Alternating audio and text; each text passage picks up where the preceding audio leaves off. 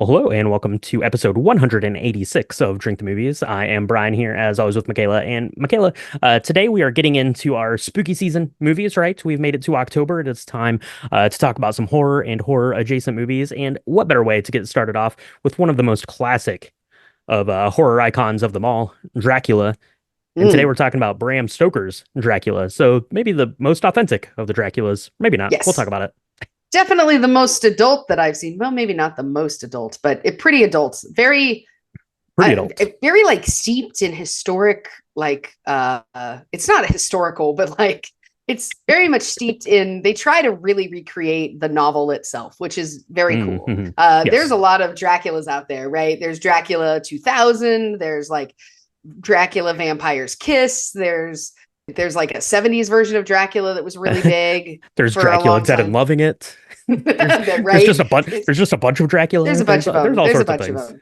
Yeah. And so it's interesting because even my kid was like, "Mom, I want to know like where Dracula came from and why are vampires a thing?" And it's really harkens back to this story, like right that was Hmm. written, and then this movie adaptation. No one has dared touch it, which I find interesting because we're coming up on the 30-year anniversary of just about all my favorite movies. Right? We did Twister, and we did Beetlejuice, and there's just tons of movies out there that they're either doing a sequel to or they're rebranding and redoing. But I've not seen anybody actually really try and touch this one because this seems to be, for at least the last 30 some odd years, a definitive version of Bram Stoker's Dracula story. So that's kind of cool.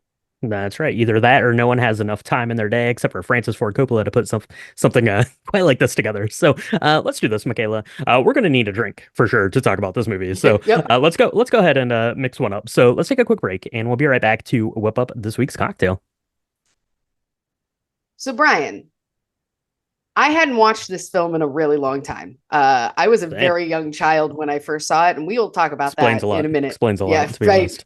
Sure does. It should definitely wrapped around my psyche at some point. But one of the scenes that I totally missed was they're in an absinthe bar, like doing absinthe. Mm-hmm. And Hmm. so, Hmm. apologies to anybody expecting an absinthe drink for Bram Stoker's Dracula. Unfortunately, I forgot and I didn't. This has no absinthe in it, but it is actually really good, and it's very spooky and very much like something you would think a vampire would drink. So this is Yes. from a couplecooks.com. It is called The Vampire's Kiss, and It it is. is chef's kiss. It's actually really tasty. It's a tasty rendition of like I don't know, it's a much better version of a Cosmo in my opinion.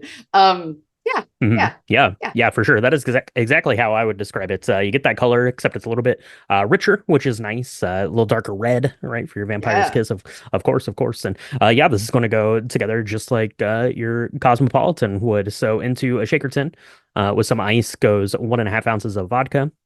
1 ounce of Chambord, which is like a raspberry liqueur. So you could just use any other raspberry liqueur if you don't happen to have the Chambord on hand. Although that one is my favorite because it has just this velvety kind of mouthfeel to it. It is blood red and rich and delicious.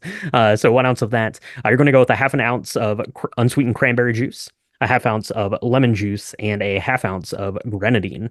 Now, go ahead and shake that up with your ice there, and then you're going to strain it into a martini glass. You want to make sure that glass is nice and chilled down. Either throw some ice cubes in it while you're mixing up your drink, or toss it in the freezer, which is what I've been doing as of late. If you want to go the extra step, you can go ahead and rim your glass there with some granulated sugar.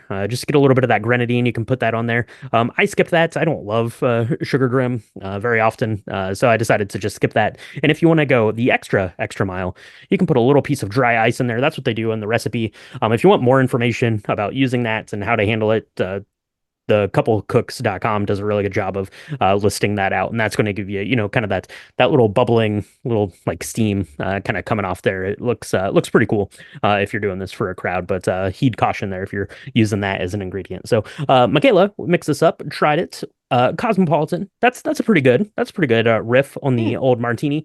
This one's far better than that. What do you think about this one? Oh, I totally agree. Look, I love Chambord, however you want to say it. Chambord. It is one of my favorite liqueurs. We should cover it in a lobby bar month someday because everything that you said it was. Hmm. I add it to things all the time when I just want like a hint of sweetness, a hint of berry. It's really great. I think that it's important to note you want unsweetened cranberry juice here. If you put sweetened, it's going to be a little, I don't know, it's gonna throw it off its balance. It needs to be just this kind of, it needs to have some tartness. It'll be too sweet, I think, if you use like the ocean spray cranberry juice cocktail. Just my opinion. If you like it real Hmm. sweet, go for it. Do what you want. But the color is really reminiscent of Bram Stoker's Dracula's blood in the film. So one of the things that I found kind of interesting, and there's a lot of blood in this movie, is at the opening scene when the blood is like filling the church. The blood looks exactly like this drink from a kind of a cherry red color. It's like a bright, deep, vibrant red instead of like a Hmm. black red. And so in that sense, it was like perfect for me. I did go ahead and use dry ice. I will post pictures because I think it looks extra spooky. But yes, please, if you're going to do that, look up how to do that effectively and healthily. Don't swallow it. Bad idea. Can confirm. Not good. Bad, Um, bad idea. Yeah, for sure. And if you want to go with the absinthe route, those are very hefty glasses of absinthe they're drinking in the film. By the way, you're gonna want to grab yourself an absinthe spoon, stick a sugar cube on there, and then you're just going to slowly pour that absinthe over the top until your pour is as poured out as you want. Go ahead and chuck that sugar down in there and sip and enjoy. If you if you want to go that route, maybe we'll have to talk more about absinthe someday. We've used it a time or two here on the podcast, but never really like a deep dive kind of into what it right. is. So, but there you go. If you wanna go that route. Yeah. So this is a really fun drink. It's pretty easy to make if you have all the ingredients. I recommend it a lot, especially if you're going to do something like a party, if you're having a little cocktail party for the spooky season. It's a winner, and the dry ice just makes it extra like mysterious and creepy, and yeah, it's good. That's right. Just like this is a winner for me. the Count himself. So let's do this, Michaela. Let's go ahead and mix up another Vampire's Kiss. We'll take a quick break, and we'll be right back to chat about this week's film, Bram Stoker's Dracula. Francis Ford Coppola brings an undying legend to life. Dracula.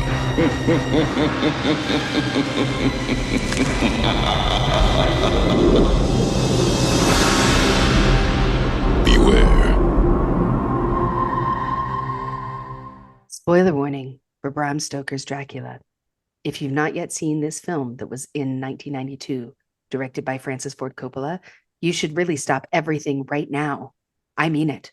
Go press pause on this. Go watch it. Go make yourself a vampire's kiss. Have a couple of those. Watch it again. Maybe watch it a third time because it's amazing. It's one of my favorites. Brian's shaking his head saying Don't it's do not that. true.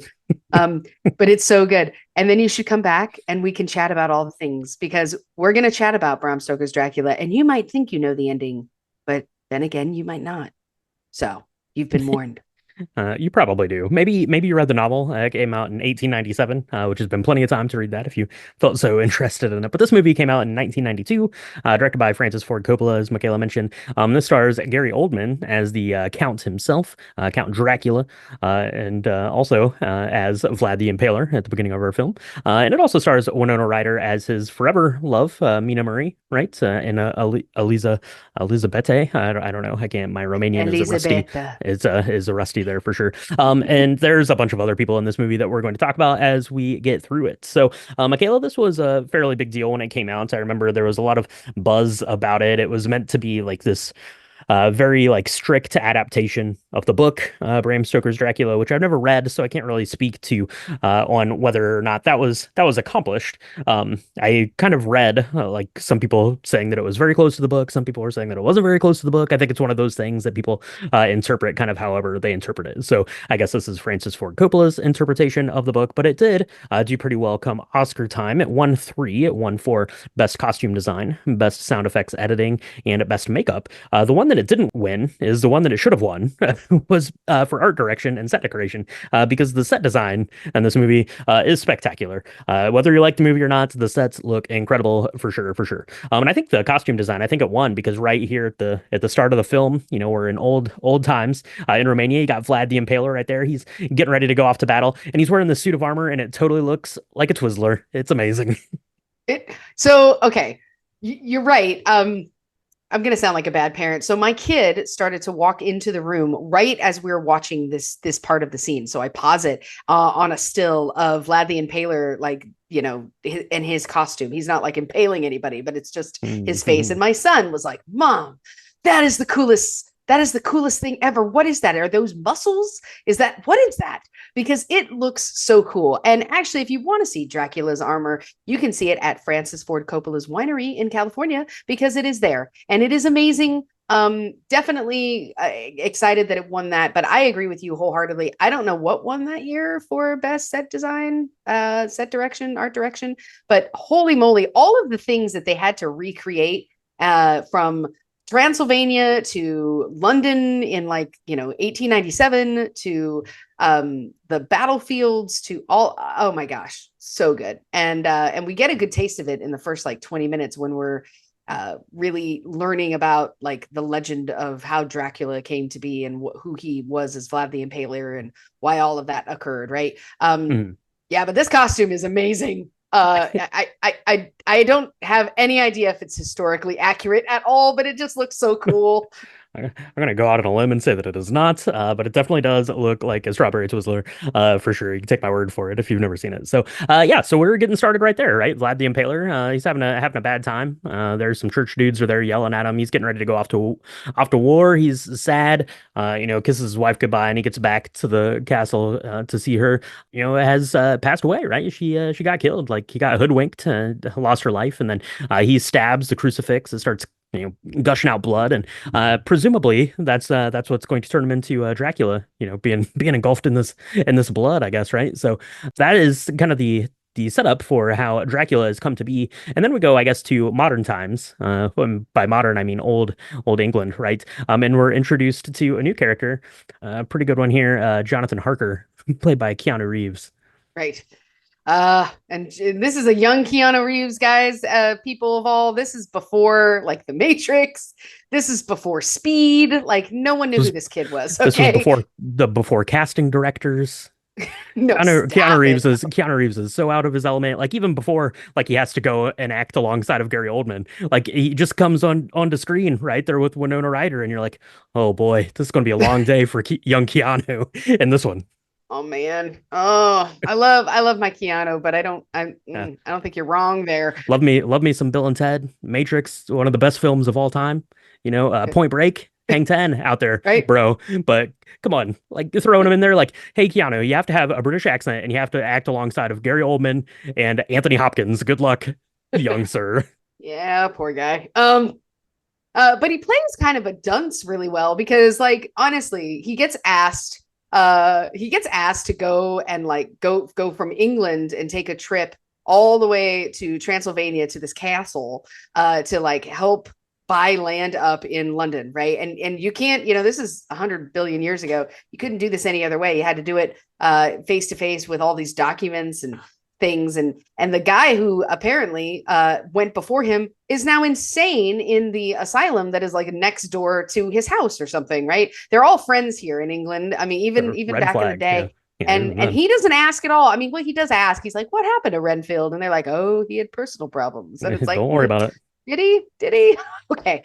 But sure. So he kisses his lovely Mina goodbye. They're about to be married. And he's like, we can get married when I come back. And she's like, really? Okay, well, that's fine. I'll stay with my rich best friend, Lucy, who is played by Sadie Frost, who is gorgeous. They're very, again, the art direction is insane. And I think that they picked these two characters in these actors to be very similar yet different, because Mina's this has beautiful white creamy skin and dark hair, and Lucy is very vibrant and full of red hair, and she wears these big colors, and her character is very outspoken, very sexualized. even for this day and age. And so Mina's like, goodbye, Jonathan, see you later. And Jonathan like takes this really long trip to Romania to meet the Count, right? And I love how they really do try to convey what is happening via their diary writings, which is how the book is written, and via letters, which is how the book is written. I really like that piece of it where there's an over text or over narration while we're seeing people take travel and things like that. I mean, again, I don't know why the art direction wasn't given more prowess or more kudos here, because it's fantastic. Yeah, it's pretty good. And you see kind of that voyage, I guess, that Jonathan is making, across there. He's dealing with some supernatural elements, getting to the castle. That maybe that's a red flag. Hey, there's been a lot of red flags, dude. Stay home with Mina and get married. Don't go talk to this weird count guy just because he wants to buy up half of England or whatever he wanted to do.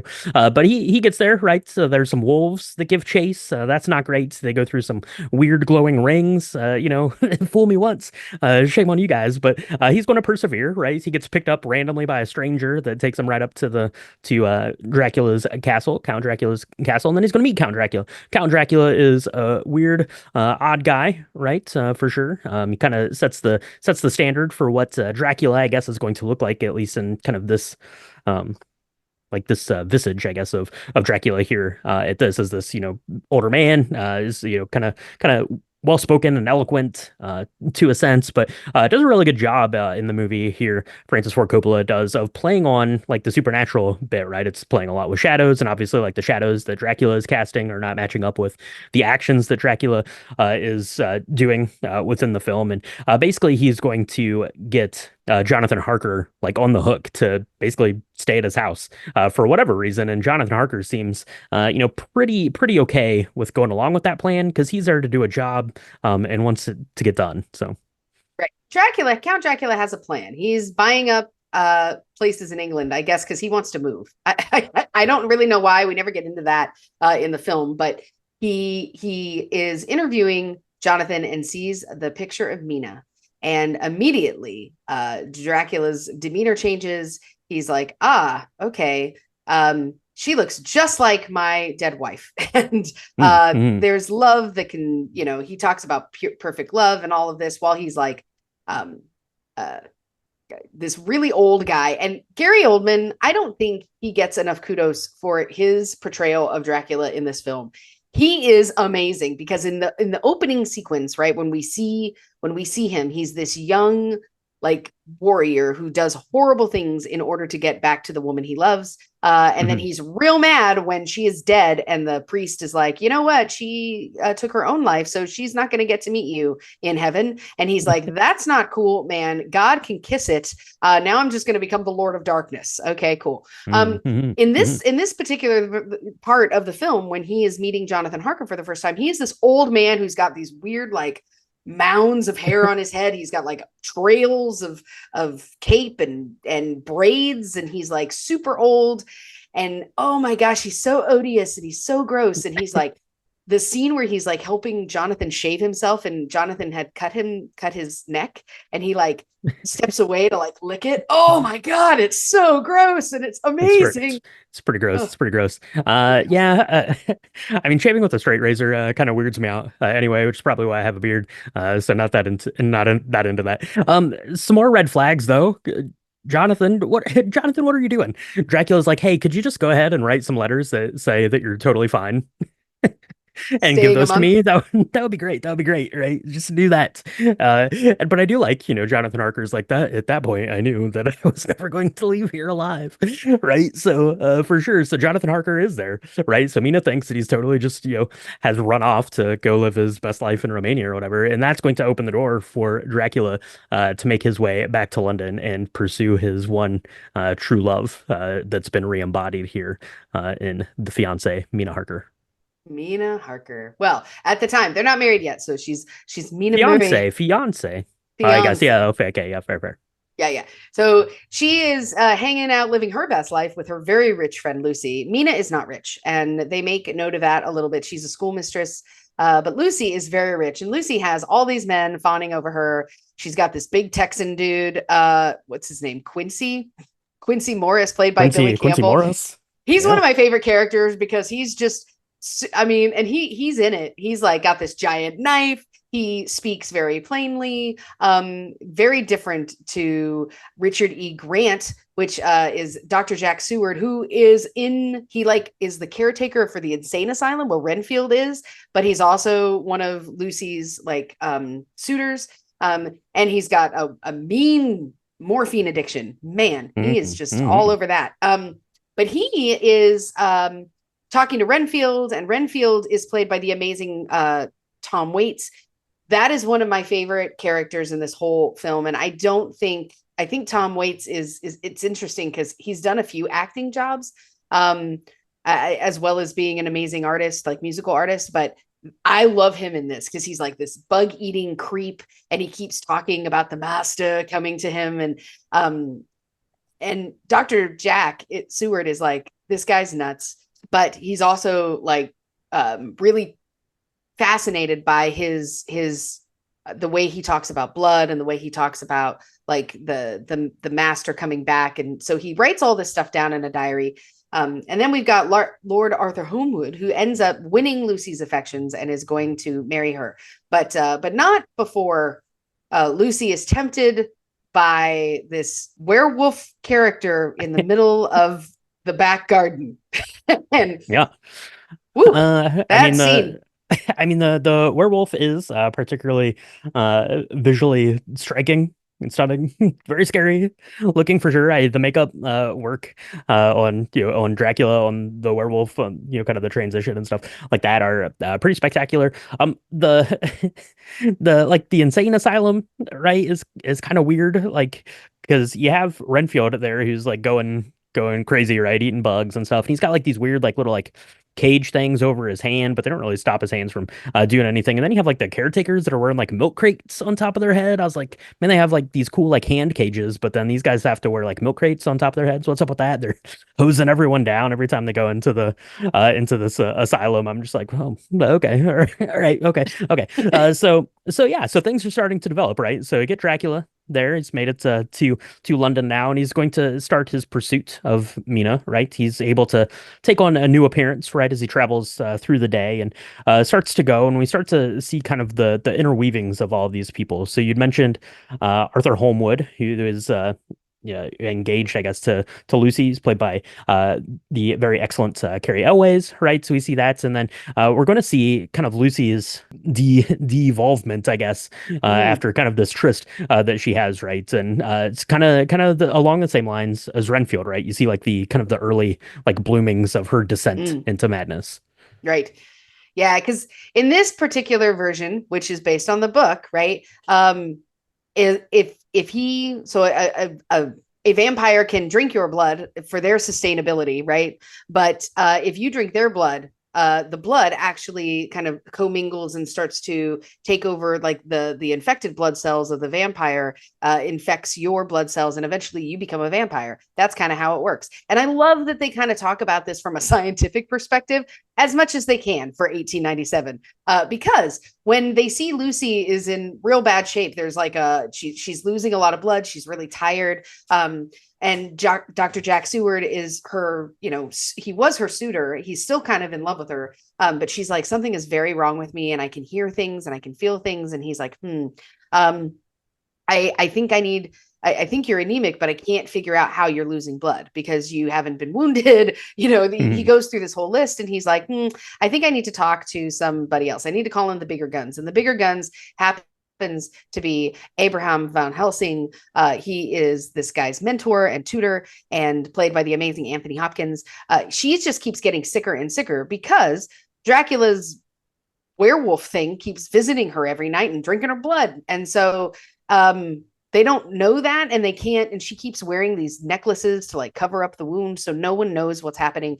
But her fiance, Arthur Holmwood, is like, do it, bring him, spare no expense, do what you need to do to see what's going on. In the meantime, so that's what's happening at night. And in the meantime, Dracula in the day, who it looks like Vlad, like a better version of Vlad the Impaler, is like meeting Mina for absinthe dates and showing her like, I don't know, moving pictures for the first time, and they're having all these conversations, and Mina is completely like transfixed by this guy. At first, she's really offended that he's even talking to her on the street, but then she is just kind of hypnotized by the things that he says, and she remembers things that she doesn't understand why she remembers them. And it's this really strange blossoming of a loving relationship that she knows is wrong.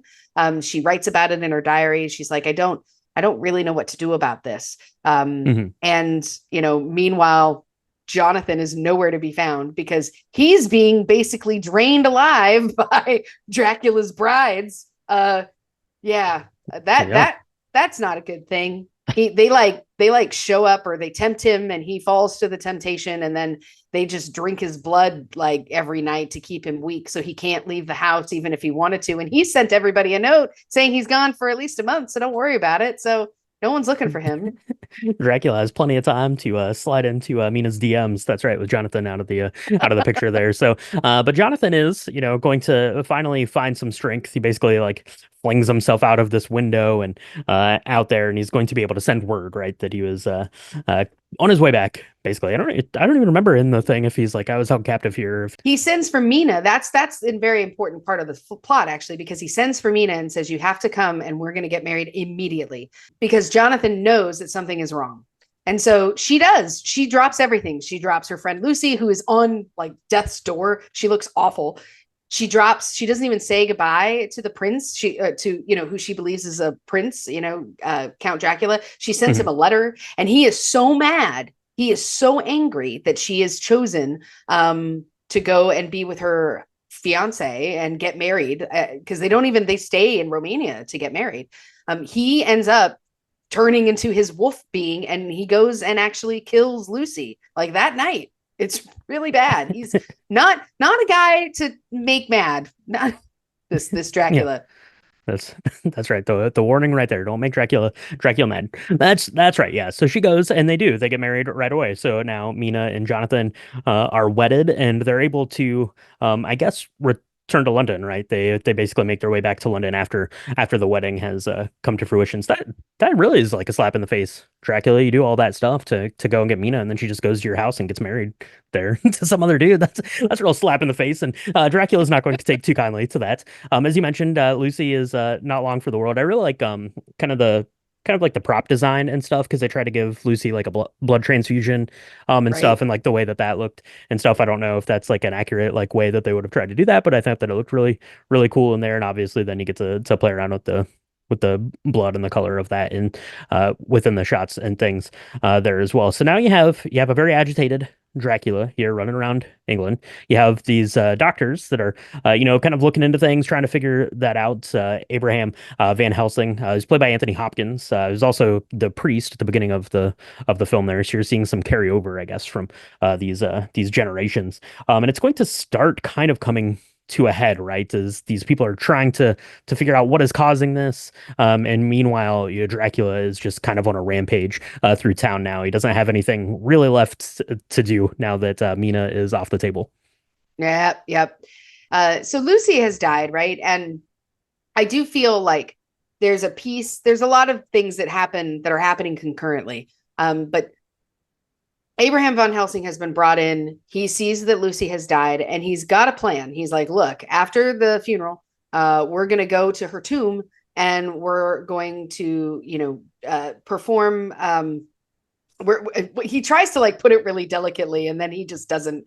They're like, what are you going to do with her? We're going to do like a post-mortem, like an autopsy. And he's like, yeah, sort of. I mean, we're going to cut out her heart and cut off her head. But other than that, it's exactly like a post-mortem, an autopsy. And it was that scene is terrifying, because she is like in her wedding dress. I guess when you're about to get married and you die, that's the right call to make. I thought that was weird. Again, the costuming is amazing. Not a wedding dress I would have picked, not even in 1897. But she's like holding a 2-year-old, or like a toddler, because she's stolen it from its bed, and that is ultimately terrifying, right? And she's going to drink its blood, and they're like, no. And so they end up doing the things that they need to do, and it's very bloody and very gross. But they're like, Mina and Jonathan, when they get back and they're talking to Abraham Van Helsing, they're like, how did that happen? And he's like, yeah, I don't want to tell you the whole details, but it was really bad, and it's all this Dracula guy's fault.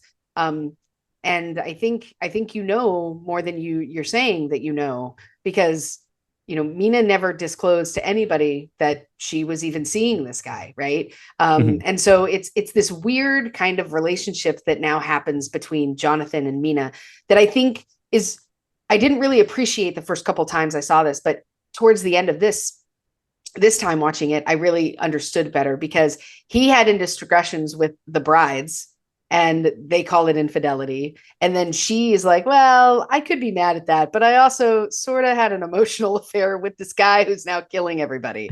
And Right. that's not okay. Like, Yeah. I don't know. Yeah, yeah. I'm gonna go ahead and let that one slide, Jonathan, because I've been having absent dates with this guy who just, admitted to me that he killed my bestie. That's no good, and has been going a rampage around all of you people. And basically after that happens, he's going to go back, right? Dracula goes and reseduces Mina for sure, and Mina's able to like even like drop it then. She's like, well, I get it. Killing Lucy, that makes sense. That makes sense. I'm, willing to let bygones be bygones because you do seem to be an attractive gentleman there, Dracula. So maybe we could make this work. I don't know. I don't know if I'm that into Jonathan anymore. So maybe we could go off on our own. And so Dracula basically like just claims Mina as his own right through this. Like Jonathan doesn't get a say in it. Like even Mina doesn't really get a say in it. Dracula's just like, oh, mine now. And I guess that is one of the abilities you have if you are the undead. So.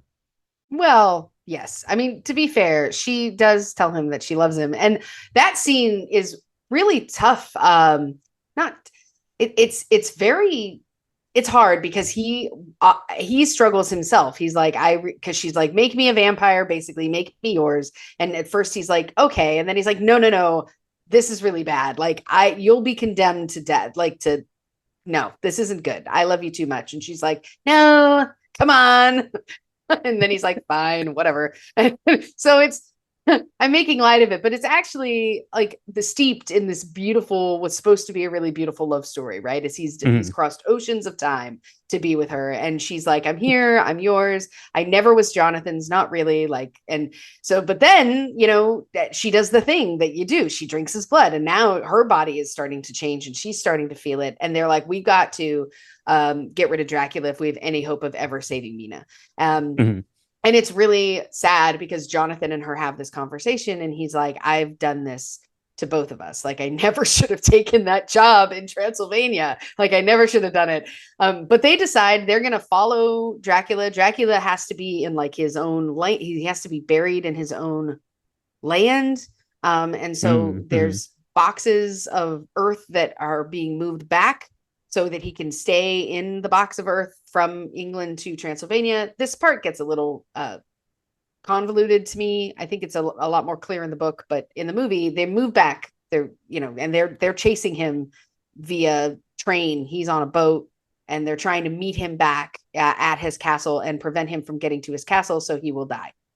Yeah, yeah, that's right. He is on his way back to his castle, right? Because that's where he needs to get to, and that's kind of where everyone is going to fall en route to. So they kind of learn of the plan, right? Kind of gets exposed between Mina and Dracula that they're on the move. So our team of vampire hunters are going to make their way also back to Romania, right? To have kind of a final confrontation with Dracula here at the end of it, and it's really kind of neat because you have Dracula there who is, kind of taken on these different forms. We've seen him now as like a werewolf. We've seen him as more of like this winged like bat type of a creature. We've seen him as, this young gentleman in London. We've seen him as this old count there in Romania. So he's taken on these many forms, and that's one of the things here that the team is going to have to deal with. And then meanwhile, you also have Mina, who is also beginning to turn.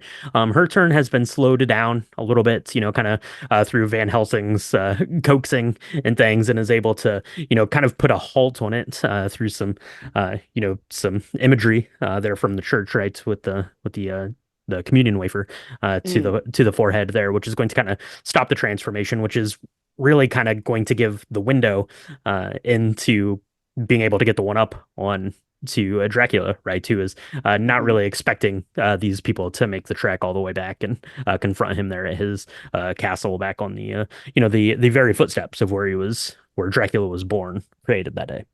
Right. And I really, again, so the castle's so cool looking. It looks like a giant broken down chair on the side of a cliff. Hmm. It's Hmm. really cool. And I don't know if that's real or not. I tried to look it up and it looks like they actually did create it. It's not a real place, but it I looks don't. really cool. I'm pretty sure that they created all of the things for this because it's also like highly stylized in the way that it looks. I don't think any of these things were real actual locations. I think they were probably all sets that were built for this, Yeah. for the specific purpose of, looking the way that Coppola wanted them to look. Yeah. I mean, it looks amazing. Again, I mean, it's super cool. And the snow is down on the ground. It's winter. It's really this dark place.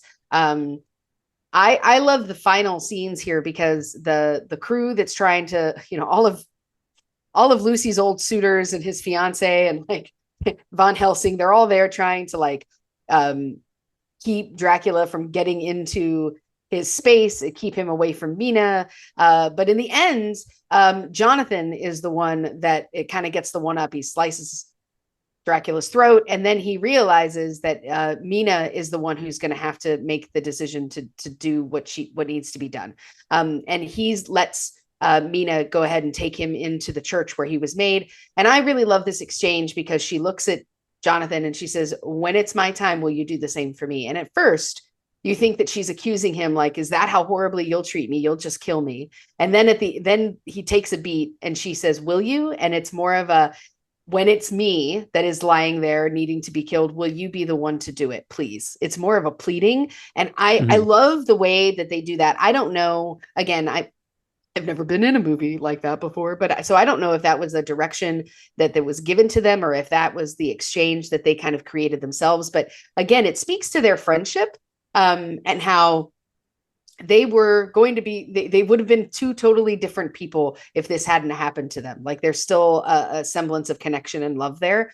But Mina ends up following Dracula into the church, falls on the ground where he had been, where Mina had been laying, or Elisabetta had been laying, and she makes the decision to kill him there and save him and give him peace. And it ends up breaking her curse as well. Her mark on her forehead from the communion wafer is removed, and they're just kind of laying there together, looking up at the sky. And you can see this really beautiful rendering of Vlad the Impaler and Elisabetta kind of ascending into heaven for the first time, finally reunited. It's really quite beautiful, Brian. Yeah, it's this fresco on top of the chapel. Yeah, it is. Yeah. It is kind of beautiful. I agree. For as much blood as there was in that. And that is more or less the story of Bram Stoker's Dracula. Go ahead and read that for yourself if you want to do a little bit more digging on that. But yeah, I remember this was a pretty big deal, right? So I mean, it was Francis Ford Coppola who, at the time, I think this was just maybe like 2 years after like The Godfather Part 3 had come out. He's had already I think he'd won like 5 Oscars, I think, at that point or something like that, or been nominated for 5. So it was a big deal that, anytime Francis Ford Coppola, directs something, it's a big deal, right? It's a very big deal when that happens. It was kind of this telling, and this kicked off like a whole bunch of these more, I guess, like more realistic, in a sense of like these like monster movies, right? All of these classic monster movies started to get kind of remade, and this kind of kicked off that renaissance to take a more like faithful like adaptation approach to it instead of making something quite so fantastical, quite so glamorous, right? To look at it a little bit more through the eyes of like the original novels where these monsters got their starts. And I remember that it was a big deal, and obviously it's very very violent. It's very adult. There's a lot of like erotic content to this, and things like that. And this came out in 1992, so we would have been 10, 11 years old. I think, I'm not sure what time of year this came out, so I definitely was too young to have seen it then. But I saw it getting into high school and things. Checked it out then. I've Michaela watched it at the theater, I think, day it came out. Possibly, I'm not 100% sure, she snuck in or something like that. But I remember seeing this close back to time that it came out, right? Yeah, kind of, I don't know, probably like my freshman or sophomore year of high school. So it would have been, yeah, 95, 96 probably when I saw it the first time. And then I hadn't watched it again until just watching it for the sake of the podcast. But Michaela, you mentioned this is one of your faves. Why don't you tell us about watching it as a very impressionable youngster? Okay, so it came out in November of 1992, and I saw it in Okay. the So we were summer of 11. We were 11. 1993. We were 11. Yeah, Okay. So we yeah, were 11. I saw it when I was you're 12. pushing 12. You were pushing Yeah, 12 by then. yeah. Um, yeah, so this yeah, so I saw this in a hotel in I think I was in Montana. It was one of those like after the movie came out, you could buy rent videos in your hotel room, right? And my Mhm. dad was like, I really want to watch this movie. This is not a movie for you. So when I tell you to close your eyes, I need you to close your eyes. And that was the deal we struck. Or I was not going to be able to watch the movie. And I love movies even then. And I love movies that I probably shouldn't be watching even then. I was a contrarian even at 12. So I was like, okay, dad. And so I really only saw 3/4 of this movie. I heard a lot of it, but I missed about 3/4 of it because a lot of it was not for me. So, but it did leave an impression. I will say that for sure. I think this is one of my favorite like spooky movies. It's definitely my favorite of like a vampire film. I really loved the way that it looked. I think it just looks like rich and decadent and just tells this story in a very open like a very historically based context way, which is really cool. If you're gonna tell me about something that could crawl into my bedroom in green smoke in the middle of the night, I want it to be based on like this really deep love story. That's what I want. It's like the most epic of gothic stories ever, right? Like so good. And I'm so grateful that no one's tried to really touch this story, because I think that we would just be disappointed if you love this kind of thing, right? Even the closing credit song, which is a love song for a vampire, it sounds like something out of like an 1890s music box. It's just gorgeous. So I've seen this film a lot. I really love it. I mean, clearly, I think that acting could be better in some ways. I love you, Keanu, but come on. I don't know who made that decision. But I think that like Tom Waits as Renfield was epic. I think Sadie Frost was amazing. I mean, Gary Oldman's the best vampire I've ever seen, because he's so good at being like intriguing and likable and just mysterious, and then also being absolutely gross and terrifying in the same film as the same person. I mean, just epically good. Yeah. So I'm a big fan. I'm a big fan of it, and I have been for a very long time. And I think if you've not seen it, it's worth your time. Yeah, I think it's definitely worth your time. We talked about kind of the costuming, the Oscars that it won, and the art direction, set decoration that it did not win, which is spectacular. There's a lot of things in this movie that are absolutely brilliant. But there's so much going on in it, and I don't really care for this movie, to be completely honest. Here, it kind of is like like you took like some like NyQuil, and then you were given like a book of every like cinematic technique, and you're like, okay, we got to do all of these in this movie right now. There's so much stuff going on. It is so busy. Tonally it changes. It's like, okay, it's going to be erotic, no, it's going to be super serious, no, it's going to be super bloody, no, it's going to be campy, no, it's going to be all these things, and it is all over the place. And I just had like a hard time like wrapping my head around it. I mean, you should watch it and like experience like the amazingness, the amazing sets, the amazing uh makeup, design, the creature design of the werewolf is incredible. Like a lot of the stuff, the way that it looks is amazing. The script for it's kind of hit or miss, right? I mean, you'll have like someone like Anthony Hopkins, who is, one of the greatest living actors, for sure, delivering things that are incredible, and then like head scratching, like like within like lines, and I don't know, like I don't know. So I mean, there's so much that's great, and just a bunch of stuff that I don't super care for. So I don't know that this is something that I'm probably going to revisit. But a lot of people do really like this film, and it did well at the box office. And yeah, like I said, it kind of set this tone for monster movies, at least kind of in that time period, the 90s when we started exploring the original monster like cinematic universe back then in the 90s, and taking a little bit more of a realistic real life kind of approach to them. And you have to respect it for that, for sure. Yeah. I mean, I I think that it's also one of the few that really tries to encompass all the things that the book was. And there's a lot. If you've not read the book, I mean, there all of these things are it's pretty accurate. There are a couple small changes, but like the all of these things are happening in the book, and so it's a lot. It is a lot. And I think that's one of the reasons why it's so much easier to take this like Dracula bad, human good, like Dracula versus Van Helsing kind of trope and do that over and over again.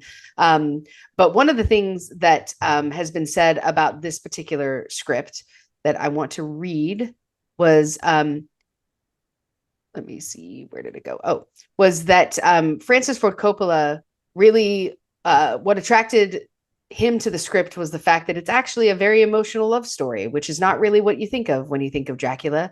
Mina, like many of the women of the late 1800s, had a lot of repressed sexuality, and everything about women in that era, the way those corsets forced them to move, was indicative of some sort of repression.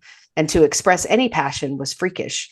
The fact that this is considered to be like this erotic story, this love story, also good versus evil, also like the idea of like forgiveness, because they do end up getting forgiven. I mean, at the end of the book and at the end of the film, Dracula is like, my God has forsaken me. Like all I wanted at the end of my human life was to be able to die and be with my bride, and you couldn't give that to me. So, God did this at the end of the day by having this rule that if you took your own life, you could never go to heaven. How stupid is that? Right. And so I love that love got him into that, and love could set him free from that. And that piece, I think, also gets lost in a lot of the other Dracula movies that we see.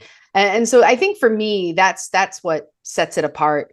As well as all of the just epic, just the gorgeousness of this. It feels like red leather, like it feels like red velvet when I watch this film. It's like that umptiousness, just really richness. I hadn't seen it in a really long time, so there were some things I forgot, like the absinthe scene. But I appreciate you letting me bring my favorite Dracula vampire movie to our October lineup, because I really enjoyed revisiting it, talking about it. Absolutely, absolutely. So that is going to wrap it up here for Bram Stoker's Dracula. Let us know what you think about this classic from 1992. If this is your favorite interpretation of Dracula, or if you have another favorite one, let us know that. And if you mix up a vampire's kiss to have along the way, we want to see pictures of your cocktail, or maybe your best absinthe tricks out there. Send those our way. You can do that on any of our social medias. It's at Drink the Movies on Instagram, X, Threads, Blue Sky, and Facebook.com/Drink the Movies. If you want to see pictures of the vampire's kiss we made, if you want to get the recipes, episode recaps, links to all the things that we do, you can find that on www.drinkthemovies.com. And you want to make sure that you are signed up to get all the new releases we've got. We've got a bunch of spooky movies coming out here as we make our way through October towards Halloween, towards that fateful night of candy and ghouls and ghosts. So, Michaela, if they want to get subscribed to the podcast, where can they do that? You can find us on Apple Podcasts, Spotify, Good Pods, anywhere where Spotify podcasts are distributed and supported. We do 2 drops a week. So if this is the first time that you're visiting with us, welcome. We're so glad you're here. If you're liking what you're hearing, press the subscribe button. And if you're a longtime listener and you really like what you're hearing, please leave us a 5-star review. You can do that on any of the rectangles you've got. There's a way to give a review, put 5 stars, talk about something that you like, give us your opinion on other movies that we can do that we haven't done, drinks that we haven't done that you're interested in. Any of that feedback you can do on all the socials. We are really lucky to get to do what we do, and it's really because of listeners like you. So thanks so much. Absolutely. So that is going to do it here for us, talking about Bram Stoker's Dracula. So let us know all those things. Thank you so much, and we'll talk to you next time on Drink the Movies. It's like best gothic love story ever. Whoa. That was my Keanu Reeves as as The vampire man hunter. himself, he's grown young.